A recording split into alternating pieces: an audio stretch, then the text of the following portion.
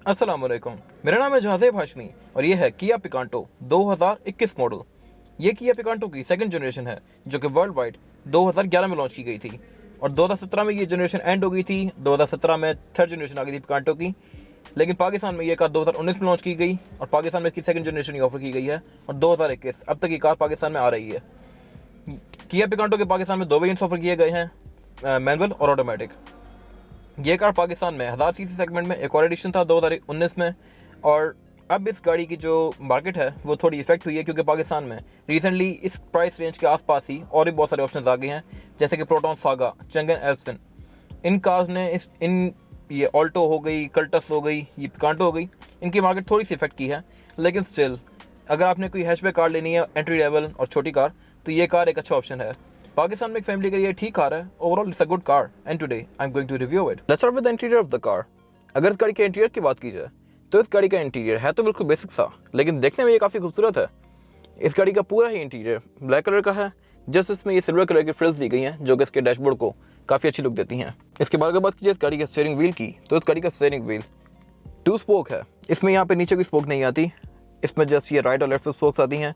Left वाली spoke इस गाड़ी की ब्लैंक है, राइट वाली स्पोक इस गाड़ी की, इस पे ये कंट्रोल दिए गए हैं इस गाड़ी की स्क्रीन के। यहाँ पे ये ट्रिप का बटन दिया गया है जहाँ से आप इस गाड़ी के ट्रिप्स के बीच में स्विच कर सकते हैं और इसको रीसेट कर सकते हैं। और बाकी ये इको ऑन, इको ऑफ वगैरह आप यहाँ से सेलेक्ट कर सकते हैं। बाकी ये गाड़ी एवरेज किलोमीटर पर लीटर शो करवाती है और उसके अलावा टाइम, इस तरह की डिफरेंट चीज़ें।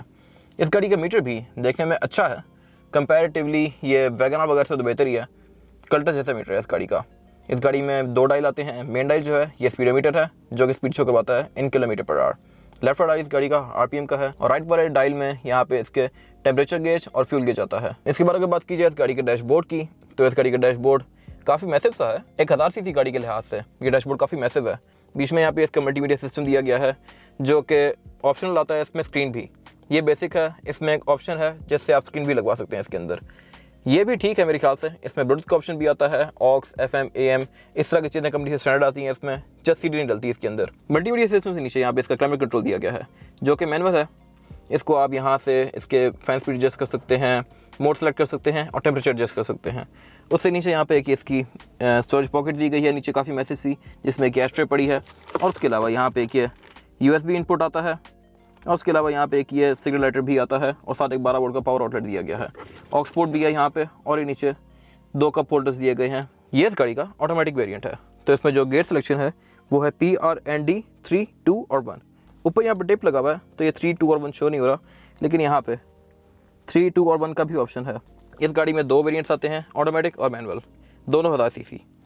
गेट लेवर से पीछे यहाँ पे इस गाड़ी की हैंड ब्रेक दी गई है ट्रेडिशनल सी, और उससे नीचे यहाँ पे इसकी स्टोरेज पॉकेट दी गई है। साथ यहाँ पे ये ब्लैंक स्विचेस हैं जहाँ पर आप कुछ आफ्टर मार्केट लेकर लगवा सकते हैं। बैक पे यहाँ पे एक ये कप होल्डर आता है। सीट्स इस गाड़ी की फैब्रिक की फिनिश के अंदर है और इसके अंदर वाइट कलर की स्टिचिंग की गई है रैंडम पैटर्न में, जो कि काफ़ी अच्छी लग रही है देखने में। और उसके अलावा इस गाड़ी के डोर्स पूरे ही ब्लैक प्लास्टिक की फिनिश में है जो कि मॉडर्न है देखने में। इस गाड़ी में टोटल 4 स्पीकर आते हैं, 2 डैशबोर्ड में और 2 रेयर डोर्स में। और विंडोज़ के कंट्रोल ड्राइवर के राइट साइड पे दिए गए हैं।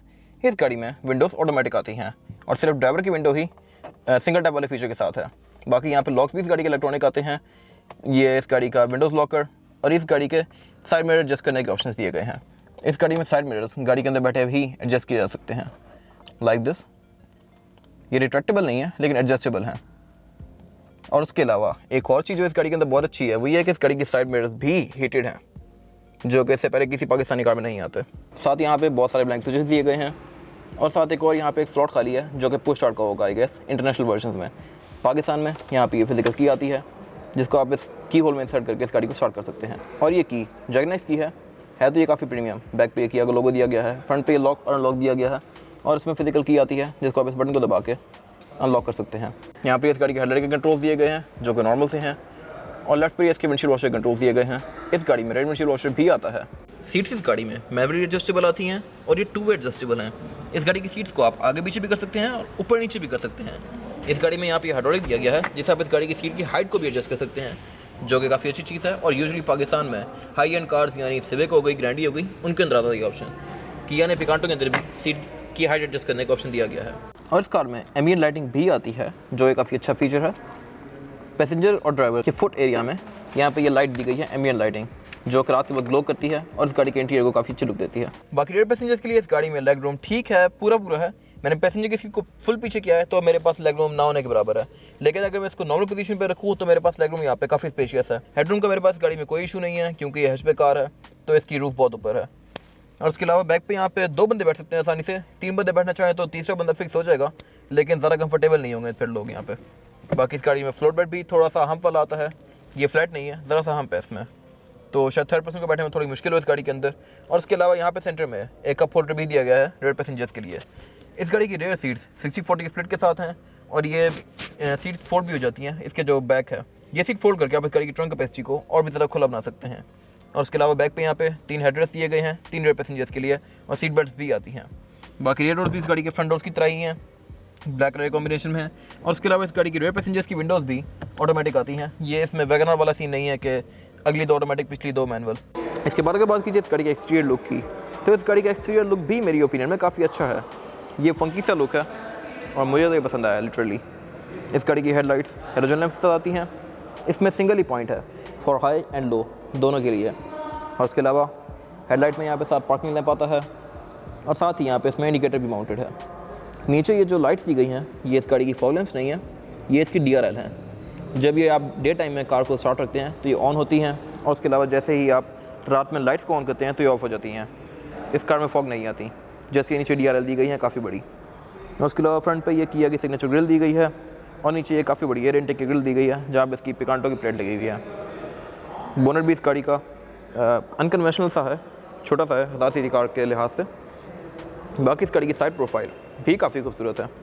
इसमें एक काफ़ी शार्प करेक्टर लाइन दी गई है जो कि फ्रंट फेंडर से रेयर फेंडर से कंटिन्यू करती है और इसी के बीच में इसके डोर लॉक्स दिए गए हैं जो कि बॉडी कलर में है। और इसके अलावा इस गाड़ी के साइड मिरर डिटेक्टेबल नहीं है। इस गाड़ी की साइड पे इंडिकेटर्स नहीं आते जो कि मेरे ख्याल में अजीब चीज़ है, या कार में फ्रंटर में होते हैं या साइड मिरर में होते हैं। इस कार में दोनों पे नहीं है इंडिकेटर। और उसके अलावा इस गाड़ी के टायर जो हैं ये यूरो टाइकून आते हैं जो कि जनरल की ही सब्सिडरी है। और जो इस गाड़ी की टायर साइज़ है वो है 165, 65 और 14। इस गाड़ी में 14 इंच के ये व्हील कैप्स वाले रिम आते हैं। और उसके बाद अगर बात कीजिए इस गाड़ी के रेयर लुक की, तो इस गाड़ी का रेयर लुक भी मेरी ओपिनियन में अच्छा है। इस गाड़ी की टेल लाइट्स जो हैं ये डिफरेंट है इस तरह से कि इसमें रेयर लैंप नहीं आता, रिवर्स लैंप, इसमें जस्ट इंडिकेटर और ब्रेक लैंप दिया गया है। इस गाड़ी की जो रिवर्स की लाइट है वो यहाँ नीचे दी गई हैं, जिसकी वजह से इसकी जो टेल लाइट्स हैं इसकी लुक काफ़ी इंप्रूव हो गई है। और उसके अलावा बैक पे ये काफ़ी बड़ा पिकांटो का लोगो दिया गया है और किया का। इस गाड़ी में रेयर विंडशील्ड वाइपर भी आता है। ऊपर यहाँ पे ये विंडशील्ड वॉशर भी दिया गया है और रूफ पे इसकी ये एक एरियल एंटीना दिया गया है। बाकी रूफ इस गाड़ी की सिंपल सी है, इसमें कोई लाइंस नहीं दी गई। ये इस गाड़ी का ऑटोमेटिक वेरिएंट है तो इसमें यहाँ पे बैक पे ऑटोमेटिक का बैज भी दिया हुआ है। इस वाली कार में कोई रेयर कैमरा नहीं आता। अगर आप इसके अंदर स्क्रीन लगवाते हैं जो कि एक एड ऑन फीचर है तो यहाँ पे एक रेयर कैमरा आ जाता है और उसके अलावा बीच में स्क्रीन आ जाती है जो कि इस कार में नहीं है।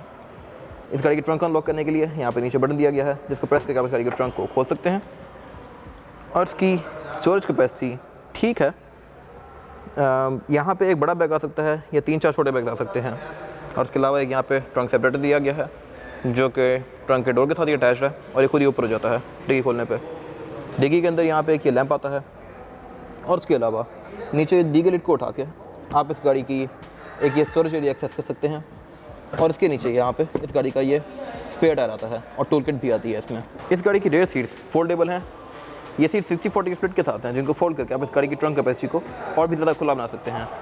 और नीचे यहाँ पे चाइल्ड सीट के एंकर्स भी दिए गए हैं। इसके बाद अगर बात कीजिए इस गाड़ी के इंजन की, तो इंजन इस गाड़ी में 1000 सीसी आता है। ये इंजन 998 सीसी है और 3 सिलेंडर है। ये कार 69 हॉर्स पावर प्रोड्यूस करती है जो कि ठीक है इस बॉडी साइज़ के लिहाज से। यूजुअली 1000 सीसी कार्स इसके आसपास की ही हॉर्स पावर प्रोड्यूस करती हैं, 68, 67, 69। लेकिन अगर इसको 660 सीसी कार से कंपेयर किया जाए जो कि टर्बो होती हैं, अगर आप कोई टर्बो 660 सीसी कार लेते हैं तो उनकी हॉर्स पावर भी 64-65 के करीब होती है जो कि बहुत अच्छी होती है। और अगर उनको इस गाड़ी से भगाया जाए तो शायद 660 सीसी गाड़ी भी इसको गैप दे जाए। उनका एक तो वेट कम होता है प्लस इंजन की पावर काफ़ी होती है तो उनकी परफॉर्मेंस के करीब करीब ही होती है। ये इंजन 1000 सीसी है और इस बॉडी साइज़ के लिहाज से इसकी परफॉर्मेंस ठीक है, अच्छी है। ये गाड़ी आपको विद इन सिटी 14-15 तक की एवरेज दे सकती है और लॉन्ग पर ये गाड़ी 18-20 तक भी जा सकती है डिपेंडिंग अपॉन ड्राइविंग पैटर्न। अगर आप इसको 120-140 पे चलाते हैं तो इसकी एवरेज थोड़ी डिक्लाइन हो जाएगी, लेकिन अगर आप इसको 80-100 पे चलाते हैं तो इसकी एवरेज काफ़ी अच्छी होने वाली है लॉन्ग पर। और उसके अलावा इस गाड़ी में इलेक्ट्रॉनिक पावर स्टीयरिंग और ABS वगैरह कंपनी से स्टैंडर्ड आती है।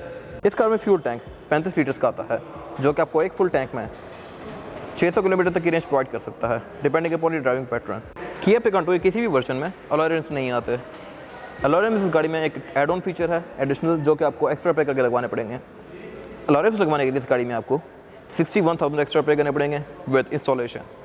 और उसके अलावा अगर आपने इसमें स्क्रीन लगवानी है तो उसके लिए आपको 36,300 एक्स्ट्रा पे करने पड़ेंगे। तो आपकी कार में स्क्रीन और रियर कैमरा दोनों लग जाएंगे। ये था review Kia Picanto 2021 automatic variant का। इस गाड़ी की जो प्राइस है पाकिस्तान में वो है 20,79,000 और इसका जो मैनुअल वेरिएंट है उसकी प्राइस है 19,29,000 रुपये। और इन गाड़ियों की जो बुकिंग प्राइस है वो है किया पिकांटो ऑटोमेटिक की 10,79,000 और जो मैनुअल है उसकी है 9,79,000। इस प्राइस रेंज में मेरे ख्याल में ये गाड़ियाँ ठीक हैं। इसके आसपास पाकिस्तान में और भी काफ़ी सारी गाड़ियाँ आ गई हैं। प्लस अगर आप यूज सेगमेंट में जाते हैं तो आपको बहुत सारे और ऑप्शन मिल जाते हैं, जैसे क्रोला हो गई, क्रिस्टलाइट्स वाली, सिविक रिबॉन्ड हो गई, इवन रिबर्स भी शायद आ जाए इस प्राइस रेंज में। तो आपको इस प्राइस रेंज में बहुत सारे और ऑप्शन मिल जाते हैं। बाकी ये था आज का रिव्यू। अगर आपको रिव्यू पसंद आया तो इस रिव्यू को लाइक कीजिए, मेरे चैनल को सब्सक्राइब कीजिए और अगर आपके पास इस गाड़ी से रिलेटेड कोई भी राय है तो उसको कमेंट सेक्शन में ज़रूर शेयर कीजिएगा, ताकि वो लोग जिनके पास ये गाड़ी ऑलरेडी है या वो लोग जो ये गाड़ी लेने वाले हैं वो आपकी राय से फ़ायदा उठा सकें। अपना ख्याल रखिएगा। Thank you.